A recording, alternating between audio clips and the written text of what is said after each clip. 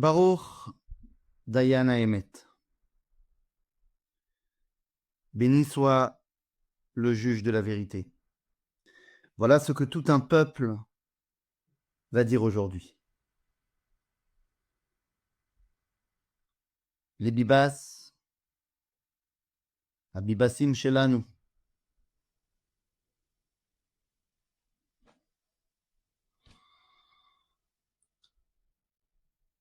Tout un peuple aura espéré pendant plus d'un an et demi, le retour sain et sauf de ceux qui sont devenus le symbole de la vie, le symbole de la joie, le symbole de la lumière, et qui pour d'autres sont devenus l'expression de la barbarie, l'expression du mal. Aujourd'hui, tout un peuple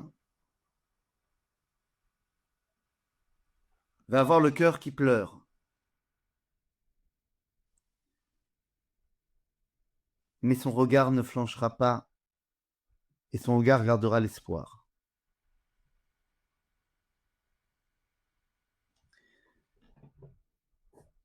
Nous sommes dans la paracha de Mishpatim qui vient conclure le dévoilement de Dieu au mont Sinaï.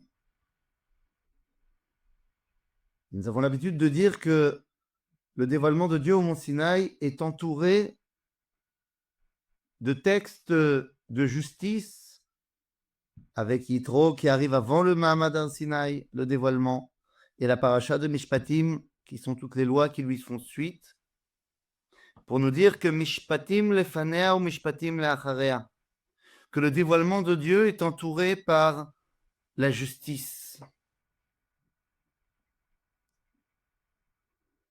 Ce que nous allons vivre aujourd'hui est également un dévoilement divin et nous attendons la justice.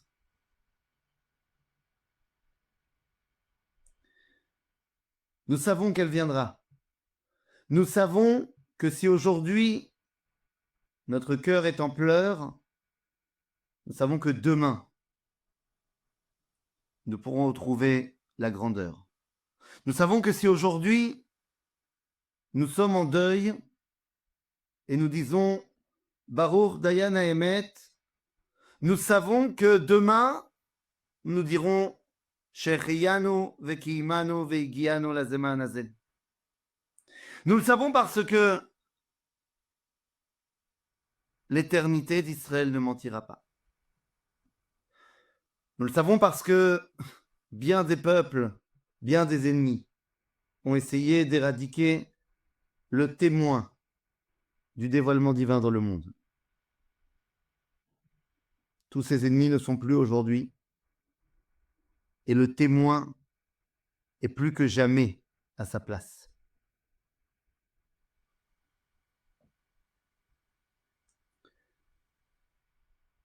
Lorsque nous entendons une nouvelle terrible, la loi juive nous dit que les proches se doivent de exprimer leur douleur. Baruch Dayan Haemet. Mais on nous dit également que lorsque la personne qui est tombée est une personne qui est grande dans la Torah et qui donc va avoir une aura qui dépasse ses proches, alors, eh bien, tous ceux qui se sentent concernés par la mort de ce grand personnage, eux aussi peuvent dire Baruch Dayan Haemet. Mais on va rentrer dans une discussion. Est-ce qu'on devra dire le nom de Dieu ou on se contentera de dire Baruch Dayan Haemet sans le nom de Dieu? Mais lorsqu'il s'agit de quelqu'un qui tombe et qui est le fils de tous, les fils de tous, parce que tous les ont portés dans leur cœur, parce que tous ont vécu cet espoir, et parce qu'ils sont tombés, parce qu'ils étaient les fils de tous, parce qu'ils étaient le peuple juif. Ils sont l'éternité. Ils sont le Sefer Torah. Ils sont ce pourquoi on se bat. Ils nous touchent tous. Et la question aujourd'hui n'est pas de savoir est-ce qu'on doit faire la bracha avec le nom de Dieu ou pas.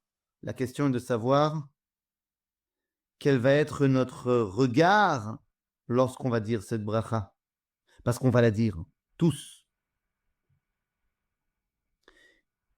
Et on aura le cœur qui pleure, mais le regard qui gardera son espoir. Car dans la paracha de Mishpatim, qui vient conclure le dévoilement divin, Moshe Rabbeinu décide que ceux qui viennent conclure l'histoire, ce sont les Naharei Bnei Israël, les jeunes qui viennent être le clou de la soirée, qui viennent pour amener les derniers sacrifices, les jeunes. Parce que dans le peuple d'Israël, tout est tourné vers l'avenir, vers les jeunes, vers ceux qui vont continuer. Aujourd'hui, nous allons apprendre cette nouvelle terrible.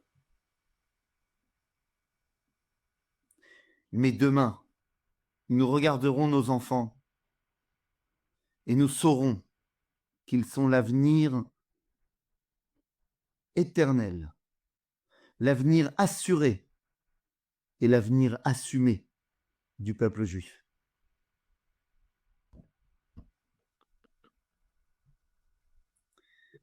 Aujourd'hui, mon seul regret,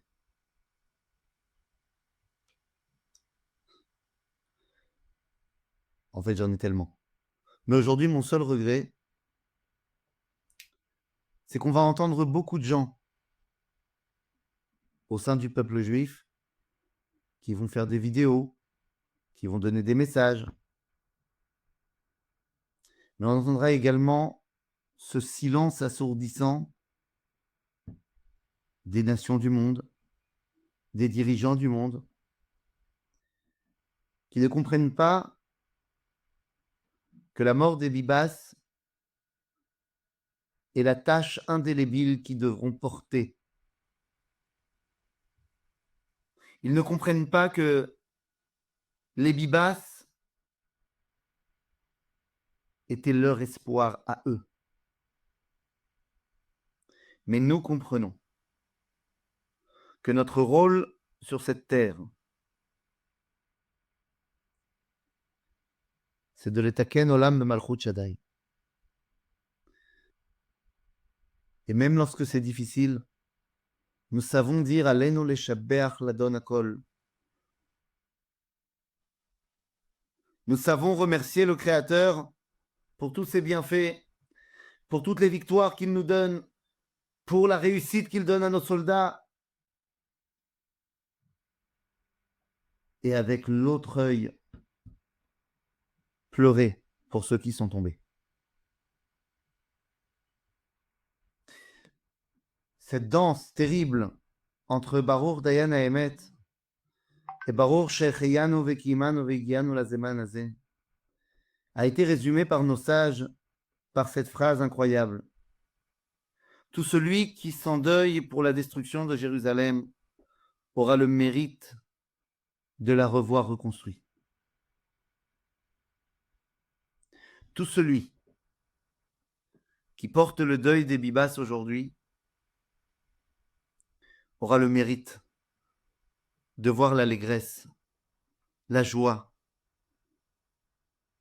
et l'espoir renaître. Yesh din veyesh dayan. Le monde n'est pas voué à la efkerut. Le monde n'est pas voué à la débandade. Le monde est dirigé et nous ne comprenons pas toujours, nous ne comprenons souvent pas quels sont les plans du Créateur. Mais nous savons que le bien l'emporte sur le mal. Nous savons que la lumière triomphe des ténèbres.